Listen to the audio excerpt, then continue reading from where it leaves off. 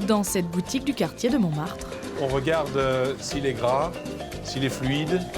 Premier-né, en fait, vous allez me dire si vous sentez une différence entre le haut du verre là et le bas du verre. C'est soirée Rhum et Pirates avec Eddie Lavigny à la manœuvre. L'adresse est connue dans le quartier et appréciée des voisins comme Céline. C'est implanté, quand son fils avait un restaurant à côté, on y allait aussi. Et en fait, ça avait toute une histoire de famille qui fait qu'on se sent comme à la maison en fait. La boutique existe depuis 2015, mais elle existait dans nos esprits depuis très longtemps puisque c'est une saga familiale. Mon père est un grand monsieur de la musique antillaise, le Gérard Lavigny, l'ambassadeur des Antilles, qui a composé Bas moi et Thibault, Sans chemise, sans pantalon, et un grand monsieur, et qui m'a fait découvrir le rhum très jeune. Mon fils, lui, alors, il était très très connaisseur, et mon fils, lui, alors, m'a vraiment, il m'a dit, mais papa, tu devrais t'intéresser plus à ça, et c'est vraiment, ça a été le déclic. Oh, merci. C'est Guadeloupe. En Guadeloupe. Wow. Smooth. Ouais. It's really smooth. L'histoire de la famille Lavigny se mêle à celle de la butte Montmartre. Eddie nous amène sur les traces de son père. C'est la rue où mon père avait son appartement pendant un demi-siècle.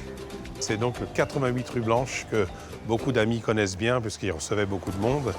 C'est émouvant de revenir là parce que depuis tout petit, j'ai toujours connu cet appartement où il y avait une grande fresque au mur sur 2 étages qui représentait les Antilles. Et quand on avait un petit coup de nostalgie, on regardait là.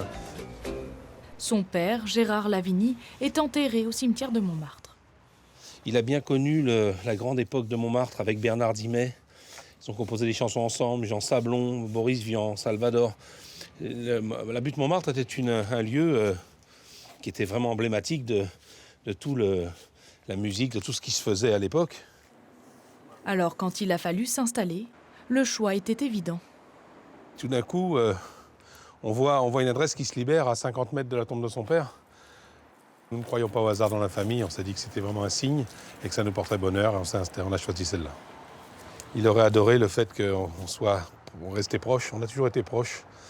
Quand il habitait là, moi j'habitais à côté et à un moment, j'avais eu une opportunité de partir beaucoup plus loin et il m'a dit non, dans la famille, on reste à côté.